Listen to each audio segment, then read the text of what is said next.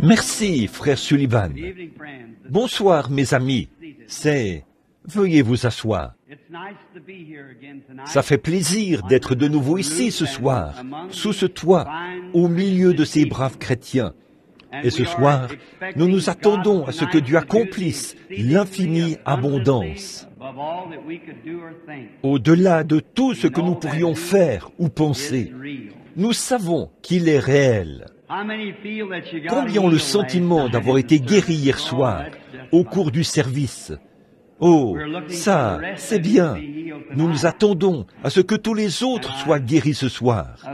Et je pense qu'il y a encore des quarts de prière. Billy n'en a pas distribué, m'a-t-il dit, parce que nous n'avons appelé que quelques personnes hier soir. Il se peut que certains de ceux qui en avaient déjà veuillent passer dans la ligne de prière, ou nous pourrions en appeler quelques-uns un peu plus tard dans la soirée, pour faire une ligne de discernement. Ce n'est pas le discernement qui guérit la personne. Cela les prépare simplement à lever les yeux et à accepter leur guérison que Jésus a déjà opérée pour eux. Voyez, l'imposition des mains est une très bonne chose, parce que c'est conforme à l'Écriture. Mais ce n'est pas la manière que les gens des nations utilisaient pour recevoir la guérison.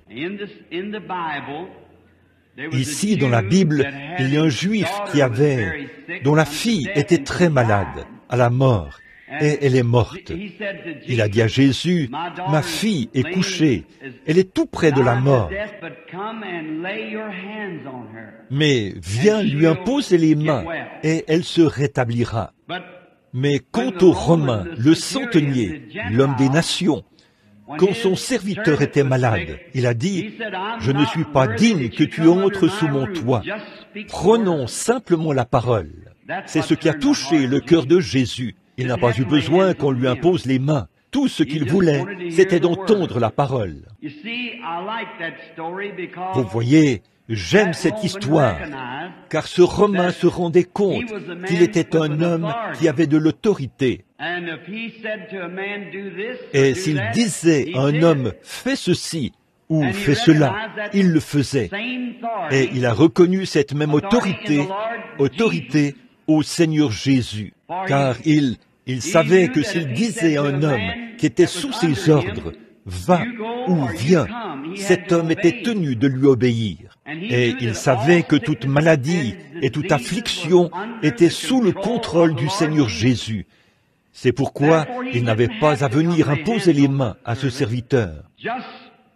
Prononce simplement la parole et mon serviteur vivra. Jésus s'est étonné et il a dit, « Je n'ai pas trouvé une telle foi en Israël. » Alors j'espère vraiment que je vivrai pour voir le jour où nous, les Américains, nous aurons ce genre de foi-là. Prononce simplement la parole, Seigneur, et mon serviteur vivra. Oh, ce sera un grand jour. Maintenant, nous sommes... Parfois, quand l'onction est très forte, il m'arrive parfois de ne pas avoir l'occasion de faire l'appel à l'autel. Alors, un autre frère Sullivan, ou un de mes nobles frères que voici, s'en occupe. Quelqu'un pourrait dire que nous avons mis l'accent uniquement sur la guérison divine. La guérison divine, c'est comme aller à la pêche. On ne montre jamais l'hameçon au poisson. Tout ce qu'on lui montre, c'est l'appât. Et lorsqu'il attrape l'appât, il se fait prendre à l'hameçon. C'est donc pareil pour la guérison divine. C'est attirant parce que ça démontre et prouve qu'il y a un Dieu qui vit et qui s'intéresse à vous. L'incroyant voit ces choses et très vite, cela attire son regard. Il sait qu'un Dieu vivant existe et alors, il est en passe d'être sauvé. Dieu peut donc commencer à le contrôler et à le ramener à lui. Donc, c'est à ça que sert la guérison divine, simplement à ça. Les frères, là, ont apporté quelques bandes, des livres, des disques, et ainsi de suite. Ils ont leur propre petite entreprise dont ils s'occupent. Nous Quant à moi, j'ai seulement ces livres, et certains d'entre eux, je dois les acheter. Il y en a quelques-uns qui m'appartiennent, les prédications. Les autres sont des livres que j'ai achetés de frère Lindsay, intitulés « L'histoire de ma vie ». Et aussi, il y a celui qui s'intitule « Un prophète visite l'Afrique ». Et je crois que 3 ou 4 de ces prédications m'appartiennent. Ils les ont apportés ici, non pas pour se faire de l'argent, mais simplement pour que le message soit diffusé. C'est ça l'essentiel, diffuser le message, car nous vivons à une heure où il est plus tard que nous le pensons. Nous sommes à la fin de l'âge, et l'Église est dans un état terrible. Et tout ce que nous essayons de faire, c'est de répandre des rayons de soleil parmi les gens, non pas pour essayer de les convertir à certaines de nos croyances, mais pour essayer de les amener à vivre plus près du Seigneur Jésus et à croire en lui, non pas pour encourager des membres à quitter une église pour une autre, mais pour envoyer plus de membres à cette église. C'est cela notre but. Maintenant, juste avant d'ouvrir la parole, pour présenter le message de ce soir, qui sera court, nous ne voulons pas vous retenir longtemps parce que beaucoup viennent de très loin, de l'extérieur de la ville, et vous devez rentrer pour aller travailler. Nous attendrons samedi soir, et à ce moment-là, nous vous retiendrons plus longtemps. Et puis, le dimanche, vous n'allez à l'école du dimanche qu'à partir de 9h30. Alors, courbons la tête un instant pour un mot de prière. Seigneur, nous n'avons pas de mots pour exprimer notre gratitude pour l'occasion qui nous est donnée de venir courber la tête devant le Dieu vivant. Et nous savons qu'il nous a été promis par son Saint-Fils, le Seigneur Jésus, que nous pouvons obtenir ce que nous demandons si nous demandons la chose au Père au nom du Seigneur Jésus, son Fils. Et nous avons reçu l'assurance qu'il nous accordera un entretien ou une audience si nous venons au nom de Jésus. Car il a dit, « Tout ce que vous demanderez au Père en mon nom, il vous l'accordera. » Et ce soir, nous sommes tout à fait certains qu'il nous écoute et que ce que nous demandons nous sera accordé. Parce que nous estimons que c'est la volonté de Dieu pour nous de demander. Car il a dit quelque part, « Vous ne possédez pas parce que vous ne demandez pas. Et vous ne demandez pas parce que vous ne croyez pas. » Seigneur, si nous venons, c'est parce que nous croyons vraiment. Et nous croyons que tu nous exauceras. Et nos prières, ce n'est pas seulement pour que des hommes nous entendent prier, mais parce que nous croyons que toi, tu écoutes. Et nous sommes certains que tu nous exauceras, parce que tu l'as promis. Tout ce que nous te demandons, c'est que ta volonté soit faite. Seigneur, fais que ce soir, chaque pécheur qui est ici, qui ne te connaît pas comme son Sauveur, puisse ce soir être le soir où quelque chose sera fait ou dit pour qu'ils t'acceptent comme leur Sauveur. Que ceux qui n'ont pas le Saint-Esprit ce soir et qui languissent et attendent cette heure où les écailles tomberont de leurs yeux, alors le désir de leur cœur leur sera accordé. Ô Seigneur, puisse le Saint-Esprit remplir chaque cœur ce soir.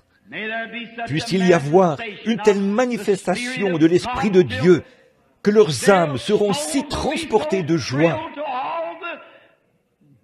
que tout doute et toute superstition seront ôtés d'eux et que le Saint-Esprit entrera dans leur vie et les scellera dans le royaume de Dieu.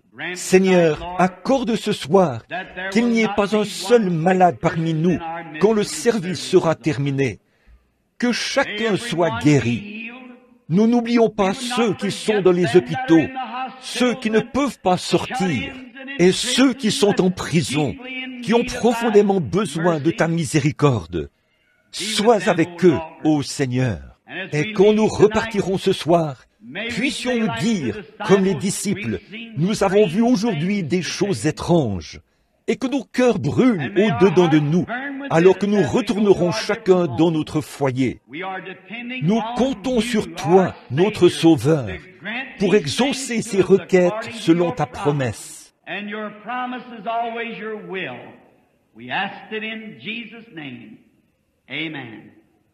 Et ta promesse est toujours ta volonté. C'est au nom de Jésus que nous le demandons. Amen. Si vous voulez bien prendre les écrits sacrés ce soir, de la première épître aux Corinthiens, chapitre 11,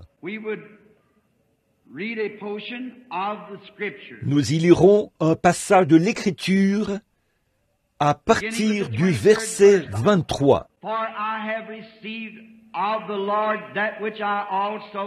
Car j'ai reçu du Seigneur ce que je vous ai enseigné, c'est que le Seigneur Jésus, dans la nuit où il fut livré, prit du pain, et après avoir rendu grâce, le rompit et dit, « Prenez et mangez. Ceci est mon corps, qui était rompu pour vous. Faites ceci en mémoire de moi. » De même, et après avoir rendu grâce, il prit la coupe et dit, « Voici la coupe de la nouvelle alliance, en mémoire de moi, toutes les fois que vous en boirez. Car toutes les fois que vous mangez le pain et que vous buvez la coupe du Seigneur, vous annoncez sa mort jusqu'à ce qu'il vienne. »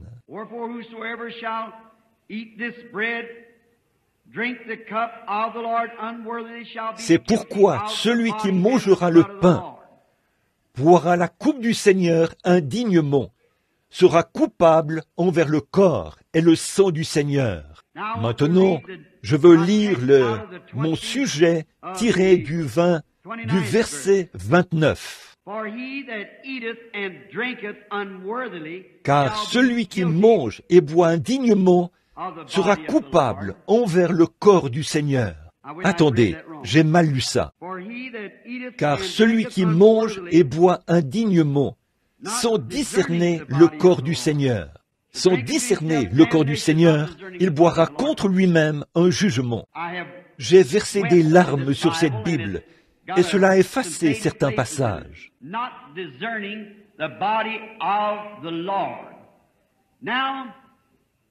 Sans discerner le corps du Seigneur. Bon, ce soir, mon sujet, c'est discerner le corps du Seigneur.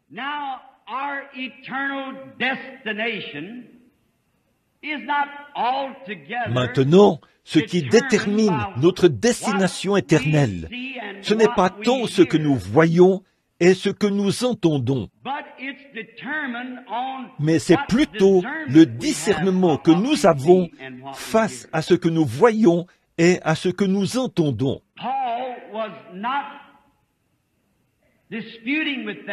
La raison pour laquelle Paul contestait avec eux, ce n'est pas parce qu'ils prenaient la communion.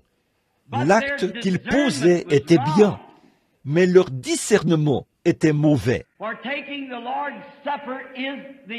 Car prendre le repas du Seigneur est un commandement du Seigneur, mais le prendre indignement, sans discerner le corps du Seigneur, c'est ça qui est mauvais.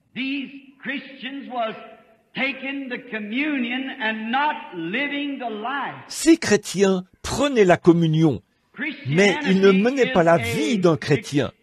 Le christianisme est une expérience et une vie. Et ces chrétiens menaient n'importe quel genre de vie, ce qui donnait un piètre exemple de la foi qu'ils professaient. Et Paul dit que c'est pour cela qu'il y a parmi vous beaucoup d'infirmes et de malades, et qu'un grand nombre dorment, ce qui signifie qu'ils sont morts, parce qu'ils n'ont pas discerné le corps du Seigneur. Et nous, qui nous disons chrétiens, nous n'avons pas le droit de prendre la communion à moins de mener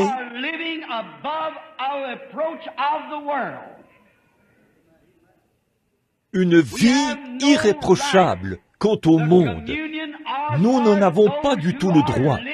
La communion est pour ceux qui mènent une vie droite, un exemple du christianisme.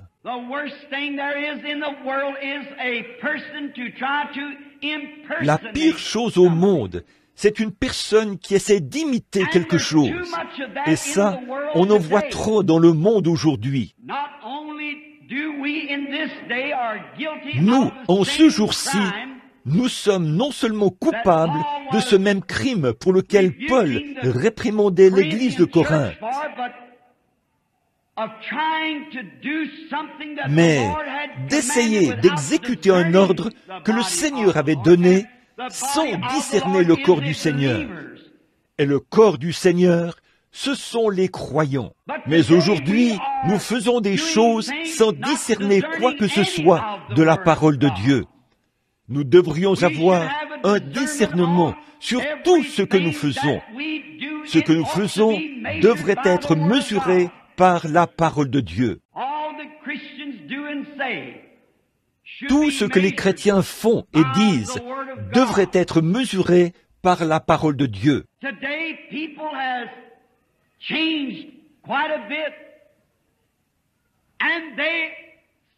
Aujourd'hui, les gens ont beaucoup changé. Ils accordent parfois plus de confiance à ce que dit l'Église qu'à ce que dit la parole. Ils croient alors que l'Église est plus en droit que la parole de Dieu de juger ce que devraient être nos désirs. Tenez, par exemple, l'Église dira peut-être « les jours des miracles sont passés ». Et beaucoup de gens croiront cela, parce qu'ils pensent que l'Église en sait plus là-dessus que le Saint-Esprit qui a écrit la parole. Par conséquent, nous ne sommes pas capables de discerner les choses de Dieu. Jésus a dit une fois, si un homme ne naît de nouveau, il ne peut pas voir le royaume de Dieu ou comprendre. Autrement dit, vous ne pouvez pas discerner le royaume de Dieu tant que vous n'êtes pas né de nouveau. Des gens viendront nous dire que ceux qui ont accepté l'expérience du baptême du Saint-Esprit, ils sont des fanatiques. Ou on les désigne par un quelconque nom scandaleux que le diable a épinglé sur l'Église, en les appelant des exaltés. J'ai prêché dans le monde entier, et je n'ai encore jamais vu un exalté. C'est un nom que le diable a collé à l'Église du Dieu vivant. Parfois, les gens n'ont pas le bon discernement. Ils en ont peur. Ne savez-vous pas que notre Seigneur, il avait été publiquement déclaré être un aliéné? Les pharisiens, la grande Église, ont dit « Cet homme a perdu la tête, il a un démon et il est fou. » Et le mot « fou » signifie être atteint de folie. Et s'ils ont dit de lui qu'il était atteint de folie, à combien plus forte raison diront-ils la même chose de ses disciples? Paul a dit à Agrippa, selon la voie qu'on appelle une hérésie, de la folie, c'est ainsi que je sers le Dieu de nos pères. Je suis si heureux ce soir de me joindre à lui, selon la voie que l'Église contemporaine appelle fanatisme. C'est ainsi que j'adore Dieu. Les gens les traitaient d'hérétiques parce qu'ils ne discernaient pas correctement le corps du Seigneur, c'est-à-dire l'Église du Dieu vivant. Et ce soir, on dit de l'Église qu'elle est atteinte de folie parce que les gens n'ont pas de discernement. Si un homme est né de nouveau et que vous me dites que vous êtes né de nouveau, mais vous ne croyez pas que la guérison divine est une promesse de Dieu, et vous ne croyez pas que le baptême du Saint-Esprit, c'est pour les gens d'aujourd'hui, alors je devrais dire que vous êtes né du mauvais esprit. En effet, le Saint-Esprit a dit que Cette promesse est pour vous, pour vos enfants, et pour tous ceux qui sont au loin, en aussi grand nombre que le Seigneur notre Dieu les appellera.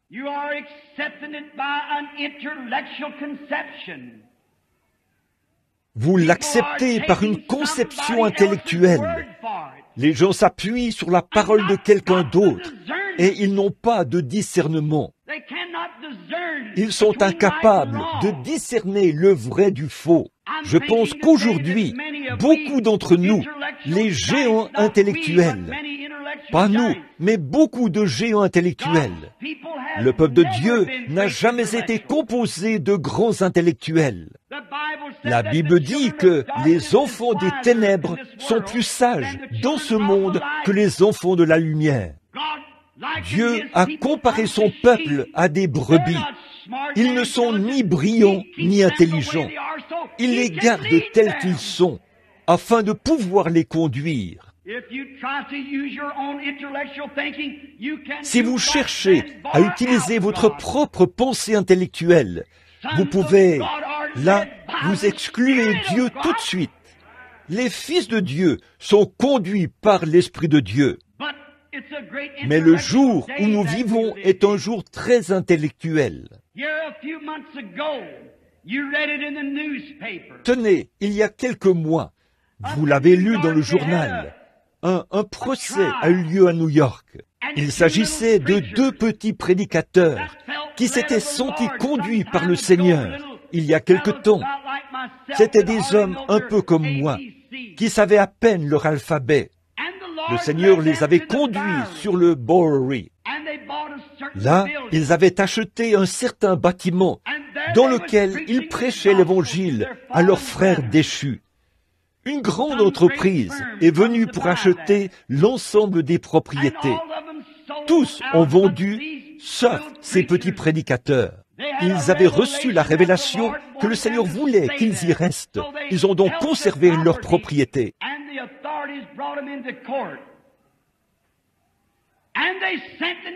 Et les autorités les ont poursuivis en justice.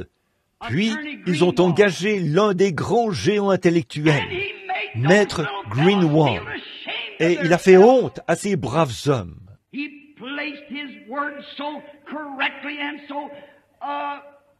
Il a placé ses paroles avec une telle justesse et avec tant de pédagogie que ces hommes ne savaient pas comment lui répondre, car c'était un géant intellectuel, l'un des meilleurs avocats de New York. Ils ont tant jeté la confusion dans les esprits de ces braves hommes qu'ils ne savaient pas quoi dire. Finalement, il a donné un coup sec et a dit « Que dites-vous pour votre défense ?»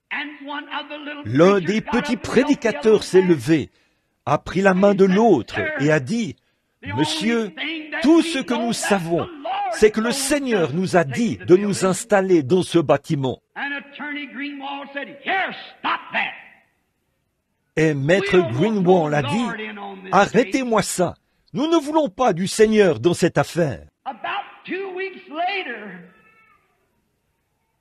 Environ 2 semaines plus tard, un avion a essayé de passer sous le pont et il a plongé dans les eaux glacées.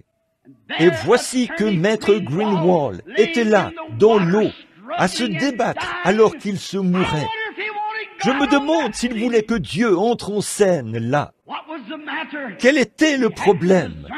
Il n'avait pas discerné le corps du Seigneur, car ces petits prédicateurs étaient loin du Saint-Esprit et ils suivaient la volonté de Dieu.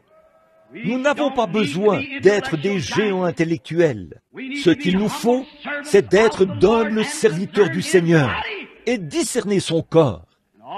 Malgré toute son intelligence, son habileté et son instruction.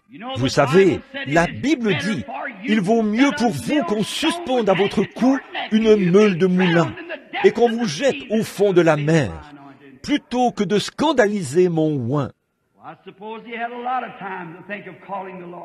Eh bien, je suppose qu'il a eu beaucoup de temps pour penser à appeler le Seigneur sur la scène, mais il n'a pas discerné le corps du Seigneur. Parfois, je me demande si nous, Américains intellectuels, avons assez de discernement pour discerner le bien du mal. Les tribunaux pour les enfants en particulier sont la preuve que nous n'arrivons pas à discerner le bien du mal pour nos enfants. Et il semble avoir une bonne réponse de psychologue. Disons par exemple ceci.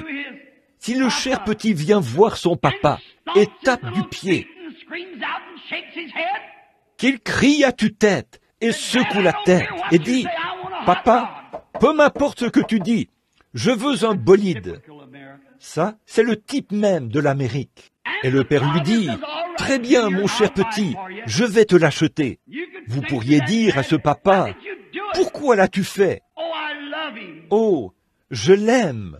Papa, souviens-toi qu'un de ces jours, ton cher petit grandira et deviendra un homme. Il se mariera et fondera une famille.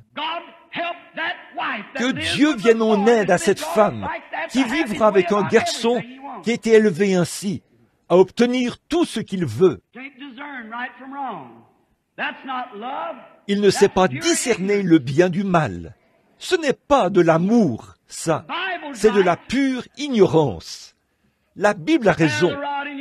Ménage la verge et tu gâteras ton fils. La petite Fanny ira voir sa mère parce qu'elle veut absolument aller à cette soirée de rock'n'roll.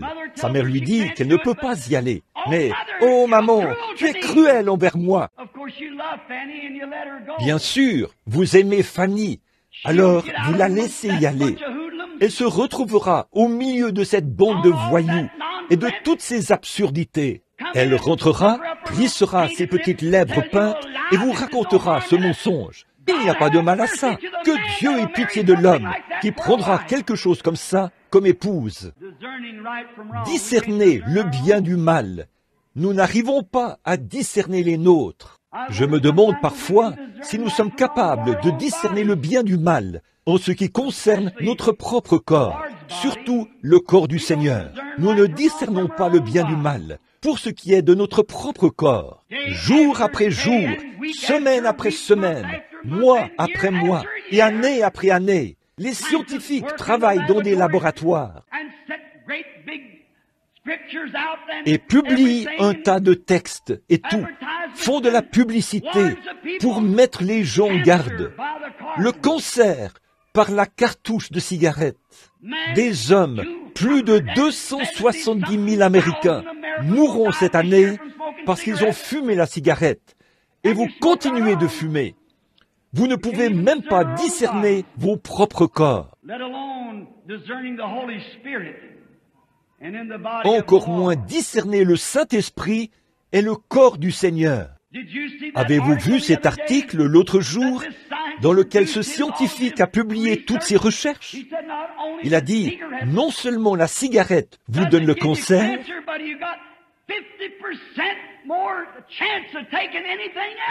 mais vous avez 50% plus de risque d'attraper n'importe quelle autre chose.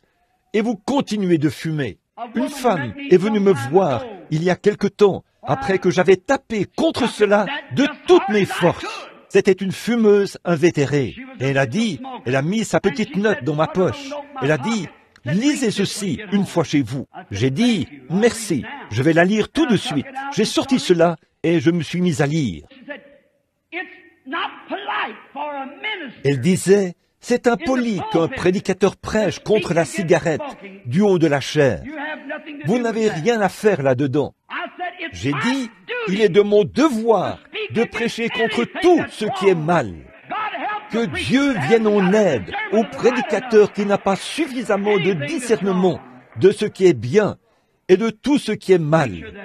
Un prédicateur qui ne peut pas discerner le besoin de ses fidèles par le Saint-Esprit.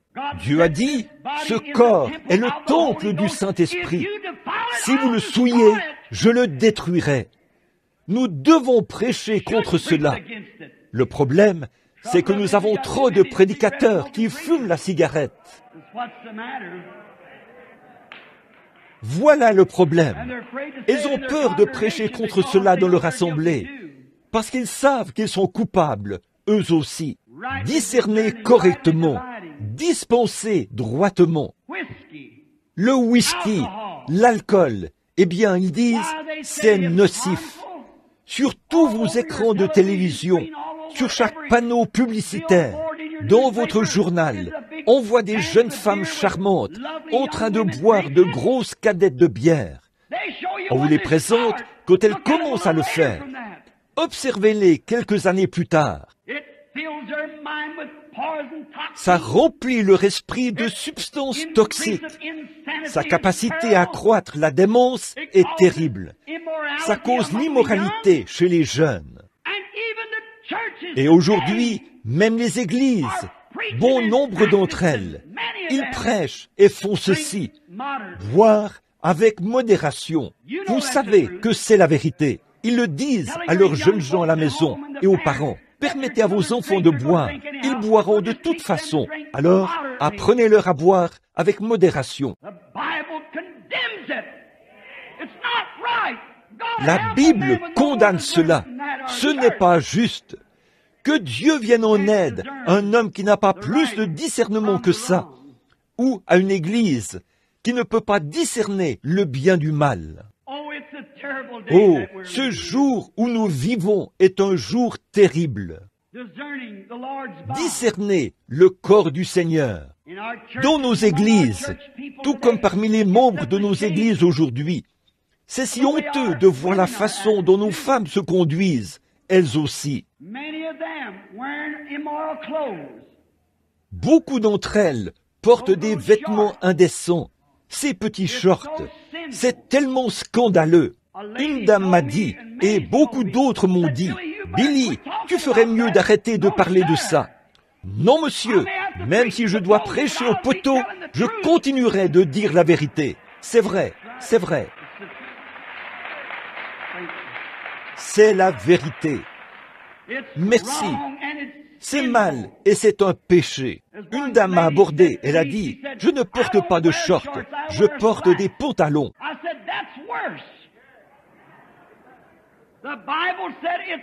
J'ai dit, c'est pire. La Bible dit, c'est une abomination pour Dieu qu'une femme porte un vêtement d'homme. C'est la vérité. Et puis, leur alibi, c'est, on ne fait pas d'autres vêtements que ceux-là, mais on fabrique encore des machines à coudre, et on vend du tissu. Une femme qui s'habille comme ça sera coupable d'adultère au jour du jugement. Il se peut que vous soyez aussi pur qu'un lys face à votre mari ou à votre petite amie. Mais Jésus a dit, quiconque regarde une femme pour la convoiter a déjà commis adultère avec elle dans son cœur. Donc, il se peut bien qu'en réalité, vous n'ayez rien fait de mal. Mais quand vous vous êtes habillé comme ça, que vous vous êtes exhibé devant cet homme, il aura à répondre d'avoir commis un adultère. Et c'est à vous la faute. Et l'Église permet cela. Elle ne discerne pas le corps du Seigneur. Comme ça fait pitié. Elle se coupe les cheveux. La Bible dit que si une femme se coupe les cheveux, son mari a le droit de divorcer d'avec elle, parce qu'elle est infidèle. Il a dit, elle déshonore son chef. Pas vrai? Et l'homme est le chef de la femme. Je sais que c'est dur à entendre, mais il nous faut du discernement. Il nous faut discerner ces choses par la parole. La parole a raison. Il faut la parole. La parole de Dieu a toujours raison. Nous ne pouvons pas discerner par ce que les gens pensent, par ce que les intellectuels nous disent, par ce que les psychiatres nous disent. Nous devons agir en fonction de ce que Dieu dit.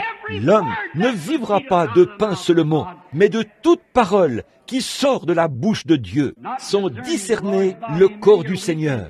Beaucoup sont fragiles et malades. Un grand nombre d'hommes sont morts, spirituellement morts. La dernière plaie qui a frappé l'Égypte, c'était la mort. La dernière plaie qui a frappé l'Église, c'est la mort spirituelle. Ce qu'il nous faut aujourd'hui, c'est un éveil spirituel. Un éveil spirituel en ce qui concerne le discernement. Ces gens ont peut-être fait cela, avec de bonnes intentions. Cet homme dans le sud, ce médecin qui l'autre jour a donné à un homme de l'acide sulfurique, ce qui l'a tué, il avait de bonnes intentions. Il pensait avoir raison, mais il a fait preuve d'un discernement médiocre. Il n'a pas discerné le médicament qu'il a donné. Comme la petite fille qui marchait dans la rue et qui a trouvé un petit minet complètement trempé et transi de froid. Elle l'a emporté chez elle, a ouvert la porte du four, et l'a déposé dans le four pour le réchauffer. Ses intentions étaient bonnes, mais son discernement médiocre. Eh bien, si nous ne sommes pas vigilants, nous aussi, nous allons cuire le minet à cause de notre discernement intellectuel. Les communistes sont à nos trousses. Le monde est à nos trousses. Nos églises sont divisées. Les hommes se divisent, se séparent, semblant ne pas avoir la foi. Ils coupent les cheveux en quatre pour de petites doctrines insignifiantes. Nous devrions nous rassembler, avancer main dans la main, être d'un même cœur, et prier, jeûner et invoquer Dieu jusqu'à ce qu'il nous envoie le Saint-Esprit, afin que nous puissions avoir du discernement spirituel. L'heure est arrivée, c'est le temps de la fin maintenant. Nous sommes dans les ombres de la venue du Seigneur, et l'Église n'arrive pas à discerner cela. Nous vivons à une heure plus tardive que vous le pensez. Ce soir, si Paul pouvait ressusciter d'entre les morts à Middletown, parlez-moi d'un feu ardent. On le jetterait en prison avant l'aube, en tant que fou ou barbare. Si cet homme, rempli du Saint-Esprit, voyait les choses se passer comme elles se passent, alors qu'il sait que le temps est proche, soit un réveil se produirait, soit il faudrait aller en prison pour l'écouter. C'est vrai. Maintenant, oh, Jésus l'a dit, et la Bible le déclare. Dans les derniers jours, juste avant la venue du Seigneur, de grands signes et des prodiges se produiront sur la terre. Et vous savez, l'Église est tellement morte, absorbée par la théologie, par toutes sortes d'études, de formations et de programmes pédagogiques, qu'elle n'arrive pas à discerner ces choses. Jésus n'a-t-il pas dit à l'Église en son jour, « Vous savez discerner l'aspect du ciel, mais les signes du temps, vous ne pouvez pas les discerner. Car si vous m'aviez connu, vous auriez connu mon jour. » L'heure de la délivrance de l'Église, et ils ne peuvent pas discerner cela. Nous sommes tellement... Quelque chose ne va pas. Je parle de l'Église entière, de tous ceux qui se disent chrétiens. Dieu peut se mettre à agir, et là des choses spirituelles se produisent. Des gens reçoivent le salut et sont remplis du Saint-Esprit. Par milliers, des gens qui se disent chrétiens vont se retirer de cela et dire « Oh, ça, ce sont des exaltés. Vous n'avez pas de discernement spirituel. » En effet, tout ce que fait le Saint-Esprit est écrit dans la Bible. Jugez de tout par l'Écriture. C'est ça le moyen de discerner, de voir si notre discernement est bon. Si la Bible dit « Jésus-Christ est le même hier, aujourd'hui, éternellement », moi, je crois cela. Si la Bible, si Jésus a dit « Vous ferez, vous aussi, les choses que je fais », moi, je crois cela. Et si la Bible dit que le Saint-Esprit est pour toutes les générations, en aussi grand nombre que le Seigneur notre Dieu les appellera, moi, je ne crois pas qu'une poignée de main puisse remplacer cela. Je crois que c'est ce même Saint-Esprit qui était descendu à l'époque, en train d'opérer les mêmes signes, les mêmes prodiges. Notre meilleur témoignage, qui prouve que nous avons le Saint-Esprit, c'est quand notre esprit rend témoignage de la parole. Si nous nous disons chrétiens et que nous disons être remplis de l'Esprit et que nous voyons que le baptême du Saint-Esprit a été répandu sur les croyants, et ce, pour tous les âges, et que notre esprit nous dit, ça, c'est pour un autre âge. Vous êtes dans l'erreur. C'est vrai. Quand la Bible dit que Jésus-Christ est le même hier, aujourd'hui et éternellement, si notre esprit dit, non, il est mort, il n'est plus, il y a quelque chose qui cloche. Jésus a dit, vous ferez, vous aussi, les œuvres que je fais. Voici, je suis avec vous tous les jours, jusqu'à la fin du monde. Si notre esprit se retire de cela, nous n'avons pas le Saint-Esprit, car le Saint-Esprit dira « Amen » à chaque parole qu'il a écrite. Or la connaissance intellectuelle vous en éloignera, mais le Saint-Esprit dira « Amen » à sa propre parole. Il le fera, certainement.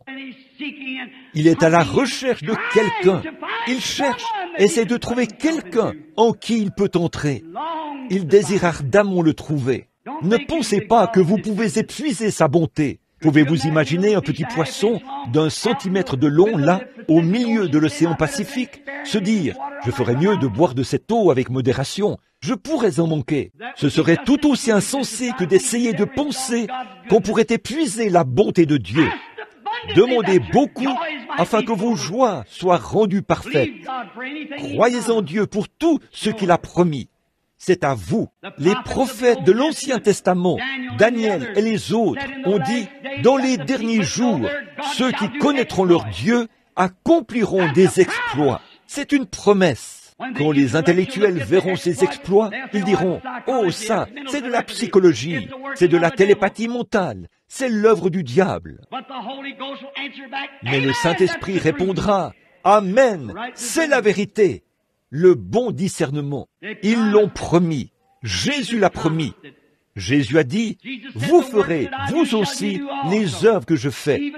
Vous en ferez même de plus grandes, car je m'en vais à mon Père. » Paul a promis que dans les derniers jours, il était poussé par le Saint-Esprit. L'Église sombrera dans l'apostasie. Il y en aura des millions. L'apostasie arrivera, car les hommes seront emportés, enflés d'orgueil, aimant le plaisir plus que Dieu, déloyaux, calomniateurs, intempérants et ennemis des gens de bien.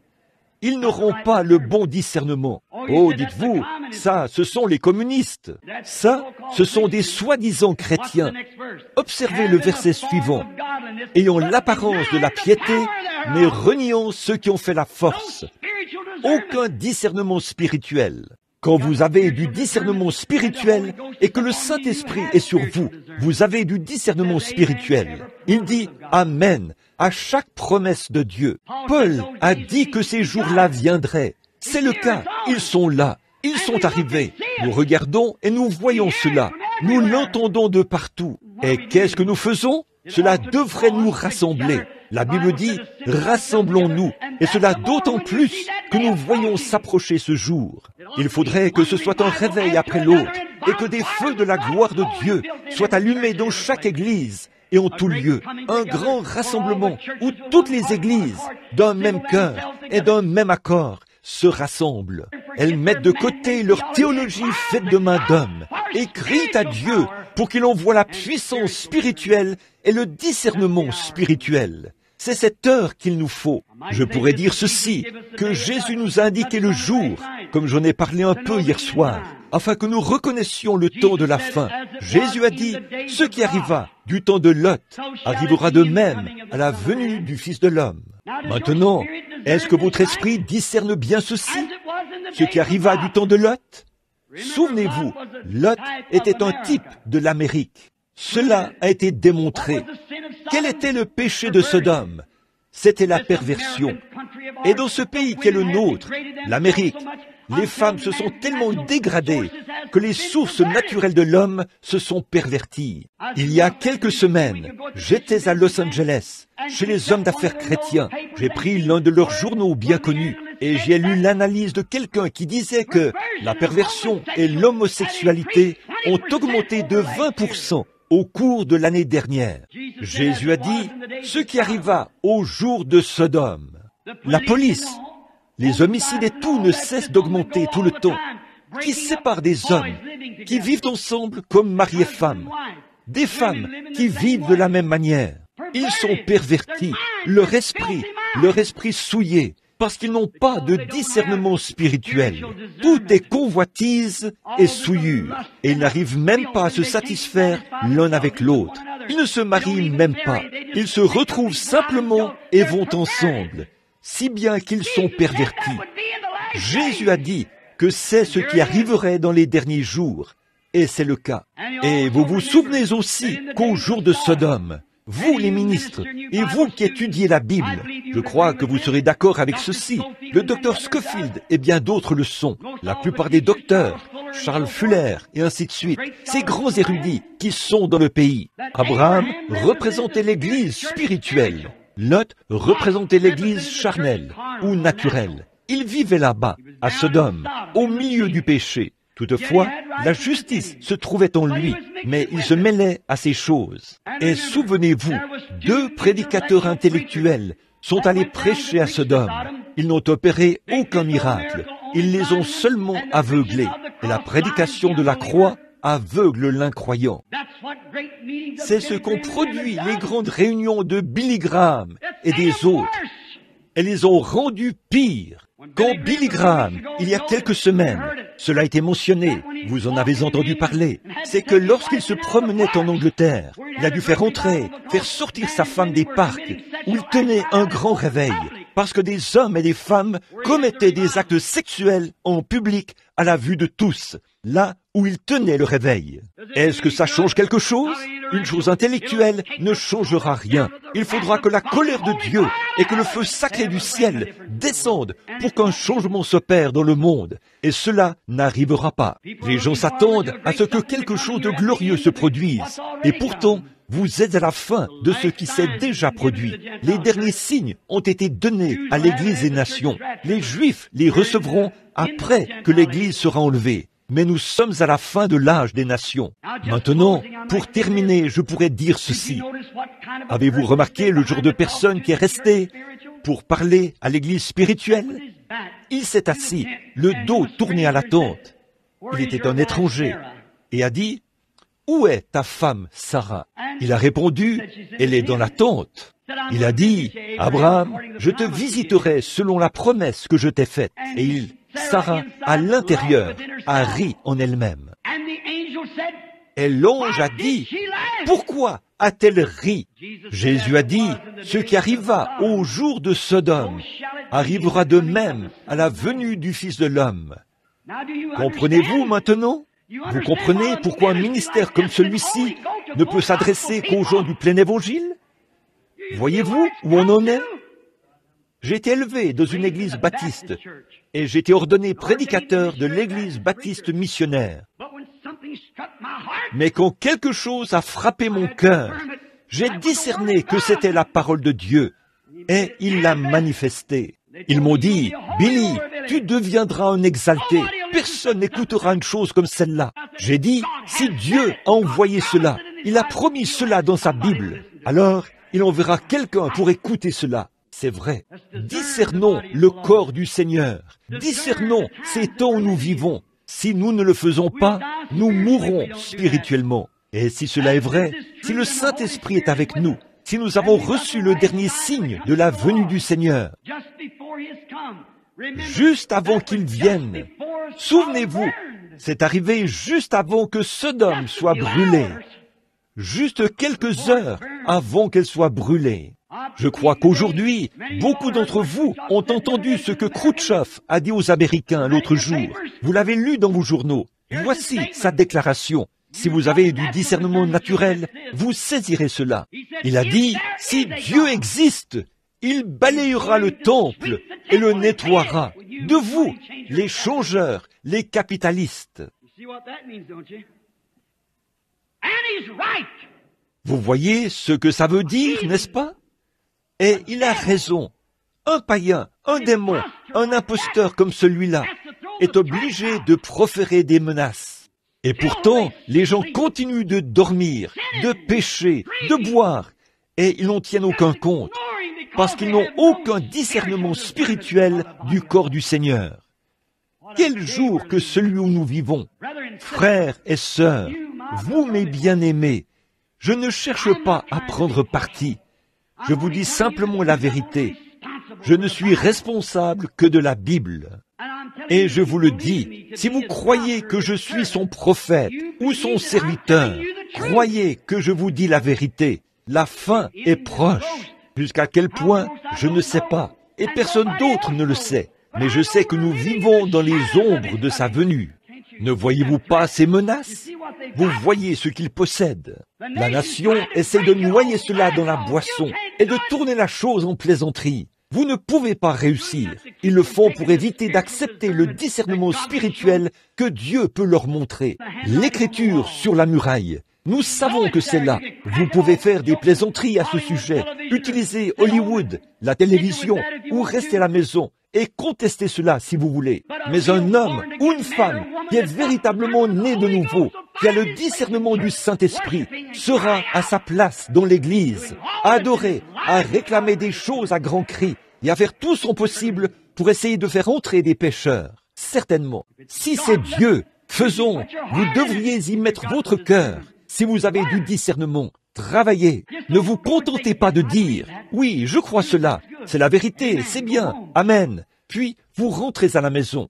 Mettez-vous au travail. Vous avez du discernement. Travaillez pendant que la lumière brille, car la nuit vient où personne ne peut travailler. Travaillez pendant que la porte nous est ouverte. Travaillez pendant que nous pouvons avoir des réunions comme celle-ci. Faisons entrer nos bien-aimés. Amenons-les dans l'Évangile. Allons chercher nos amis, nos voisins. Dieu est mort pour eux. Et nous devrions assez nous soucier d'eux pour travailler jusqu'à ce que nos mains saignent. Sinon, nous entrerons là-bas les mains vides. Comme cette petite fille, ici dans le Kentucky, celle qui est morte récemment dans les collines, tout là-bas. Ils étaient environ 8 enfants. Il y avait une petite fille qui était à peu près au milieu de cette fratrie. Elle était âgée d'environ 12 ans. Ses sœurs et ses frères étaient tellement paresseux qu'ils ne voulaient rien faire. Et étendue là, sa mère se mourait de cette horrible maladie, la tuberculose. Et c'est cette petite fille qui s'occupait du nettoyage, de la cuisine, de la lessive et de sa mère. Pendant que les autres flânaient, jouaient et allaient nager. Finalement, sa mère est morte. Et la petite fille a dû continuer ainsi, parce qu'aucun d'eux ne voulait travailler. Elle a travaillé, et travaillé, et travaillé, jusqu'à ce qu'elle attrape finalement cette maladie tant redoutée. Et la malnutrition, elle n'avait pas assez à manger et tout. Le corps de cette petite enfant a fini par lâcher. Elle se mourait. Un moniteur de l'école du dimanche est venu la voir et lui a demandé « Es-tu chrétienne ?» Elle a dit « Oui, je le suis ». Il a dit « De quelle dénomination fais-tu partie ?» Elle a dit « Je ne fais partie d'aucune dénomination ». Il a dit « Dans ce cas, dis-moi, comment donc feras-tu pour rencontrer Jésus? Que lui montreras-tu pour indiquer l'Église dont tu fais partie ?» Elle a dit « Je lui montrerai simplement mes mains. Il comprendra. » Je pense que c'est ce qu'il regardera chez nous tous, alors que nous voyons des réunions comme celles qui ont lieu ici. Il regardera nos mains pour voir ce que nous avons fait à ce sujet. Le discernement spirituel, sans discerner le corps du Seigneur.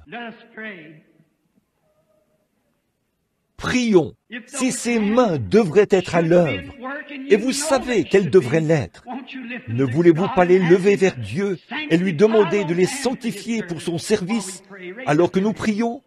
Levez la main.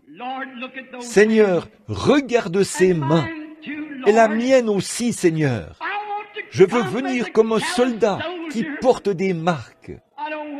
Je ne veux pas entrer les mains vides. Je veux prêcher jusqu'à ma mort. Je veux supplier et implorer, jeûner et prier, car je sais que les ombres du soir tombent et que l'heure est proche. Seigneur, ouvre mes yeux pour que je voie davantage de signes de ta venue. Fais que le cœur de ces gens brûle ce soir à cause des grands prodiges que tu as promis. Nous voyons bien ce qui est prédit pour ce monde et nous entendons un pécheur s'écrier « Il balayera les capitalistes ». Nous sommes conscients qu'il possède les bombes qu'il faut pour cela. Il suffit d'un fanatique pour les faire exploser. Tu retiens cela par ta miséricorde jusqu'à ce que tu aies fini de préparer ton Église. Seigneur, quant à nous qui sommes ici ce soir, prépare-nous. Mets nos cœurs à ton service.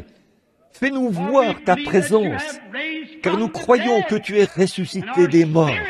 Et notre esprit discerne que tu es ici, le même Jésus, hier, aujourd'hui et éternellement. Tu es ici, sous la forme du Saint-Esprit, pour œuvrer à travers ton Église, pour guérir et pour sauver. Exauce-nous, Seigneur, alors que je te remets ces gens et moi-même, au nom de Jésus, le Fils de Dieu. Amen. Oh, avoir sa miséricorde, avoir sa bonté.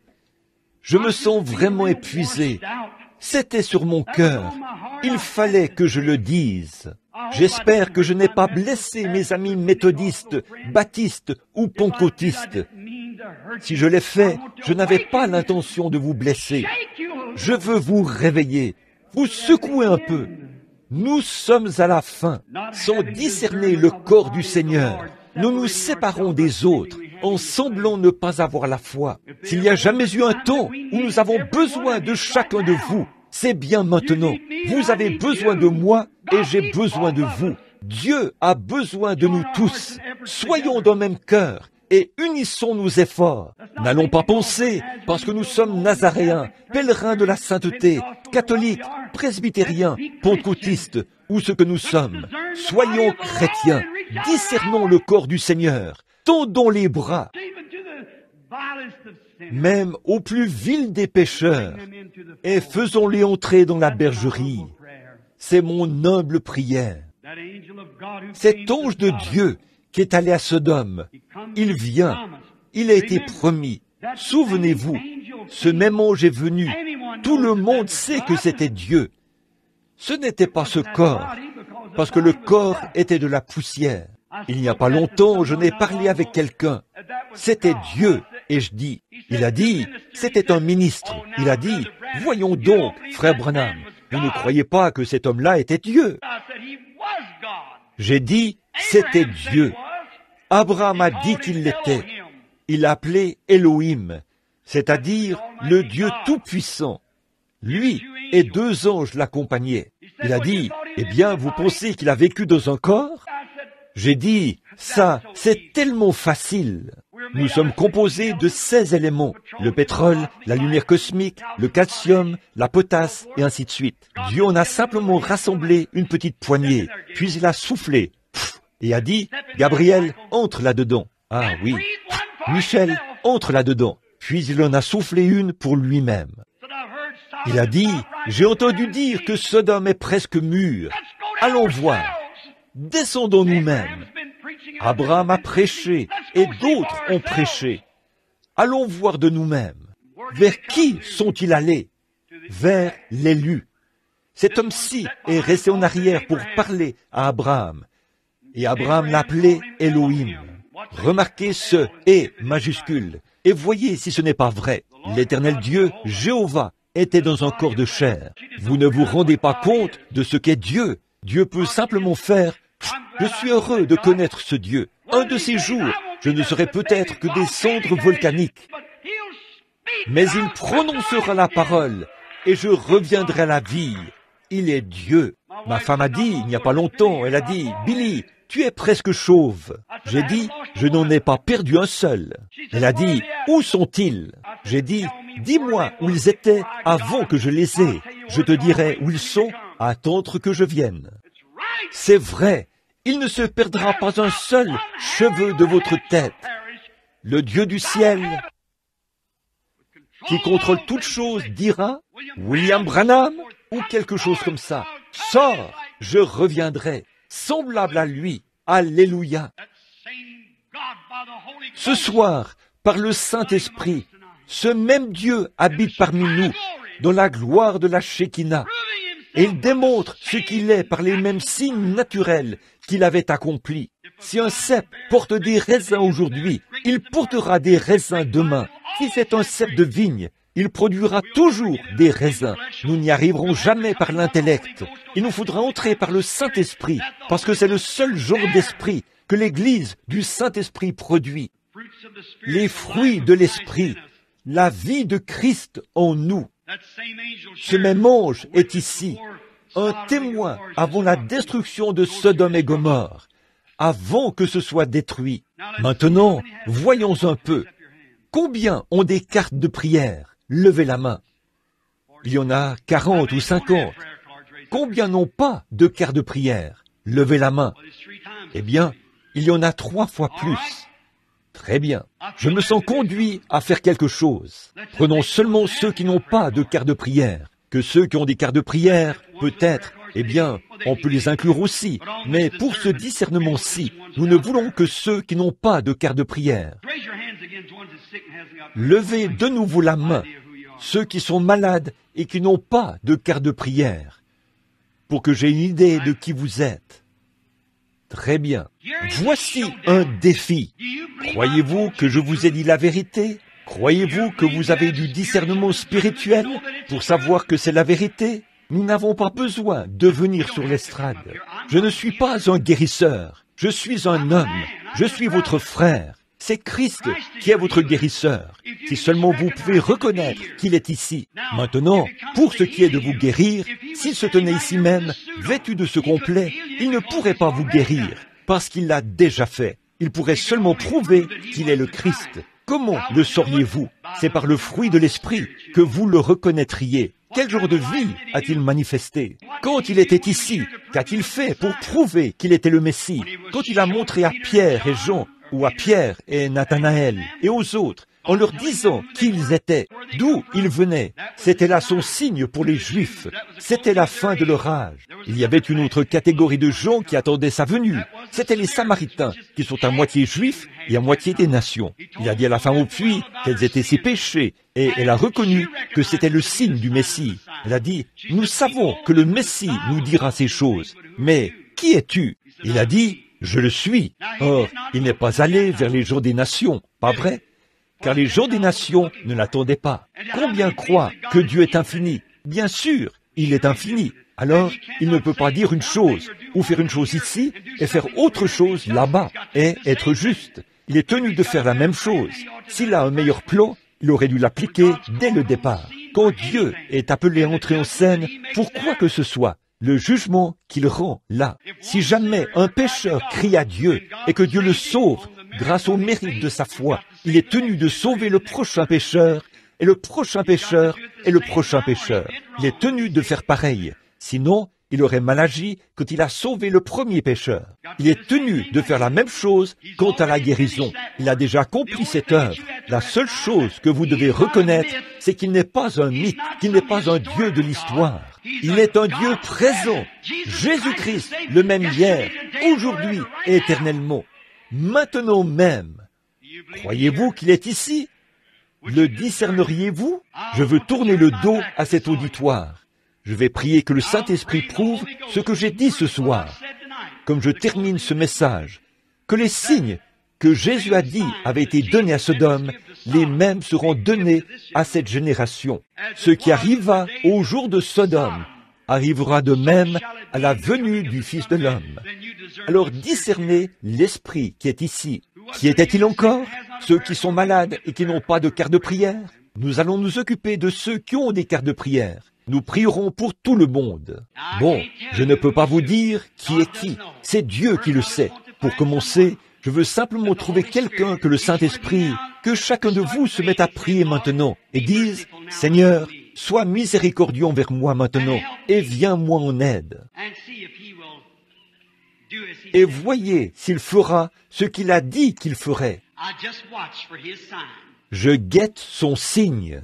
Combien savent qu'aujourd'hui, Jésus est cette colonne de feu qui accompagnait les enfants d'Israël? Je suis venu de Dieu et je retourne à Dieu. Est-ce bien ce qu'il a dit? Et quand Paul l'a rencontré sur le chemin de Damas, qu'est-ce qu'il était?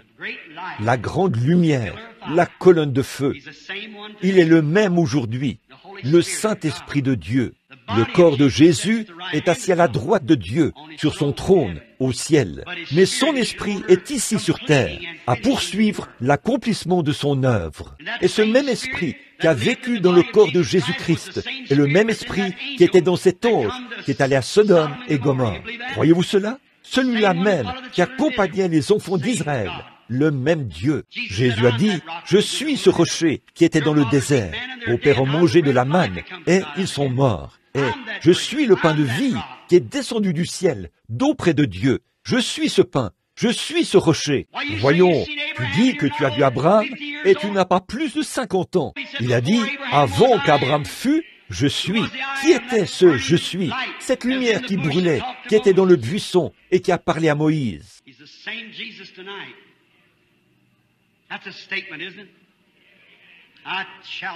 Il est le même Jésus ce soir. C'est toute une déclaration, n'est-ce pas? Je lance ce défi. J'invite tout croyant à relever le défi, à croire cela. Cette petite dame assise ici, avec un petit truc blanc sur son chapeau. Vous avez une carte de prière? Vous êtes malade? Sommes-nous des inconnus l'un pour l'autre? Dieu nous connaît tous les deux. Il y a une lumière au-dessus de cette femme. Si vous pouvez la voir, elle tournoie juste au-dessus d'elle. Elle était en train de prier. Pas vrai? Non, vous n'aurez pas la possibilité de venir sur l'estrade, mais vous étiez en train de prier, parce que je vois qu'il y a, juste au-dessous de cela, une ombre noire. C'est la mort. Cette femme est recouverte de l'ombre de la mort. Elle a un cancer. Croyez-vous que Dieu peut vous guérir? Un cancer du sein. Je vois un médecin examiner cela, et il vous dit qu'il va essayer d'opérer, et vous devez bientôt être opéré. Et je vous vois quitter une estrade, ou quelque chose comme ça. Vous êtes prédicateur, une femme prédicateur. Ça, c'est « Ainsi dit le Seigneur ». Est-ce exact, madame? Ce qu'il a dit là, est-ce exact? Si c'est exact, levez-vous. Maintenant, croyez-vous? Le dit, pouvez-vous discerner que c'est là le même Jésus qui avait touché? Cette femme a touché son vêtement, pas moi, mais lui.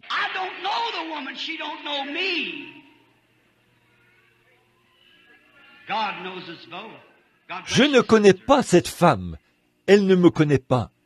Dieu nous connaît tous les deux. Que Dieu vous bénisse, sœur.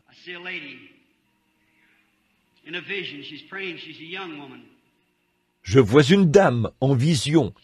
Elle est en train de prier. C'est une jeune femme. Elle est assise juste ici. Il y a quelque chose au sujet d'un bébé. Elle veut... Non, elle a eu un bébé. Non, c'est une fausse couche.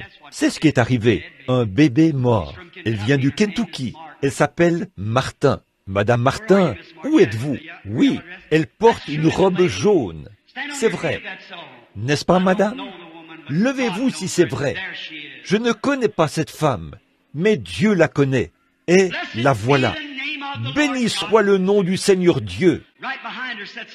Il y a une dame qui est assise juste derrière elle. Elle a des hémorroïdes. Elle a des problèmes dans son côté droit. C'est une femme assez corpulente, vêtue d'une robe noire. Avez-vous une carte de prière, madame?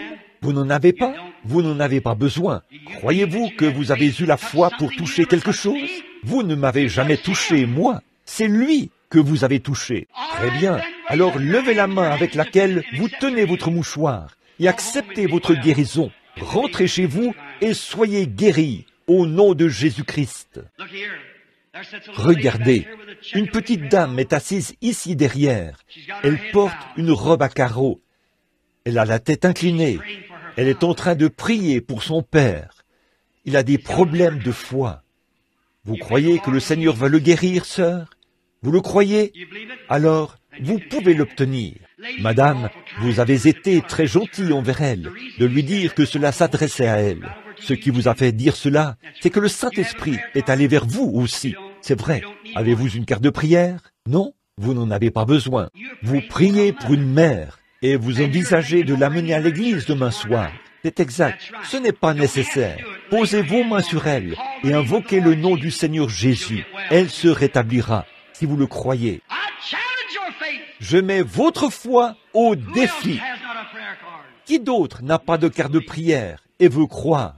Vous, qui êtes assis ici à l'avant, croyez-vous que je suis le prophète de Dieu? Un prophète est un messager pour un âge. Croyez-vous que j'ai le message de Dieu? Vous le croyez? Je ne vous connais pas, mais Dieu vous connaît. Si Dieu me dit quels sont vos problèmes, accepterez-vous cela comme votre guérison?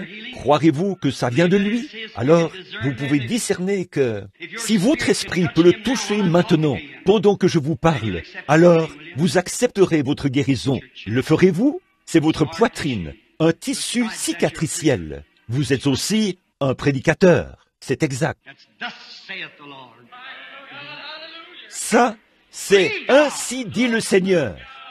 Croyez Dieu. Je vais tourner le dos. Priez. Voyez s'il est le même ange. Voyez si c'est le même Dieu qui a fait la promesse. alors qu'il avait le dos tourné à la tente. Que certains d'entre vous prient afin que le Seigneur Dieu, qui a envoyé son ange et qui a prouvé que Sodome était la fin était proche. Ô Seigneur Dieu, envoie ton ange ce soir et accorde le même discernement, parce que c'est une promesse de ton Fils. Qu'il en soit ainsi. Une femme se tient devant moi et elle souffre d'un catarrhe à la tête. Elle est de ce côté-ci, car je perçois l'attraction exercée par sa foi. Elle s'appelle Mademoiselle Willet. Où est-elle? Voyons un peu, quelque part par ici, quelle que soit la chose que la dame, là-bas. Est-ce vrai, madame? Très bien. Rentrez chez vous et soyez en bonne santé. Ayez foi en Dieu. Que quelques-uns d'entre vous prient quelque part.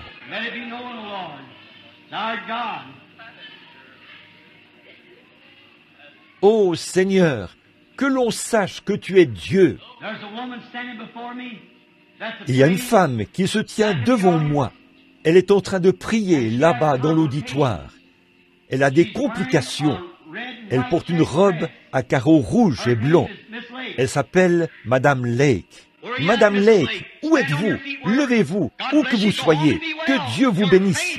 Rentrez chez vous et soyez en bonne santé. Votre foi vous a sauvé. C'est le même Jésus, c'est le même ange. Avez-vous du discernement?